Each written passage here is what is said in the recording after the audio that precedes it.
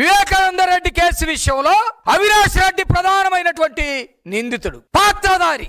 ఆ వివేకానంద రెడ్డి కేసు విషయంలో చాలా మంది దాంట్లో సాక్షులు ఉన్నారు. ఎంతమంది సాక్షులు ఉన్నారంటే మనందరికీ తెలుసు. ప్రధానమైనటువంటి సాక్షులు ఎవరు? Karumuri Srinivas Reddy, EC Gangireddy, Kuwait Gangadhar Reddy, driver Narayana, YS Abhishek Reddy, watchman Ranganna. వీళ్ళందరూ వివేకానంద రెడ్డి కేసులో ప్రధానమైనటువంటి సాక్షులు. ఇప్పుడు నేను చెప్పిన వాళ్ళందరూ కడపలో లేరు, పులివెందుల్లో లేరు, ఆంధ్రప్రదేశ్లో లేరు, భారతదేశంలో లేరు, ప్రపంచంలో లేరు. ఎప్పుడో పైకి పంపించారు. జగన్మోహన్ రెడ్డి ఆయన స్టోరీలో భాగంగా ఎప్పుడో పైకి పంపించేశాడు.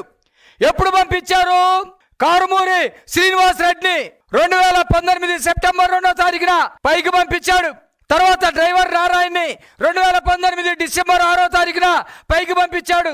కువైట్ గంగాధర్ రెడ్డిని 2022 జూన్ 19వ తారీఖున పైకి పంపించాడు. ఈసీ గంగిరెడ్డిని 2023 మార్చి 3వ తారీఖున పైకి పంపించాడు. వైఎస్ అభిషేక్ రెడ్డిని, అవినాష్ రెడ్డి కాదండి, అవినాష్ రెడ్డిని పంపించడు, కాపాడుకుంటున్నాడు జగన్మోహన్ రెడ్డి.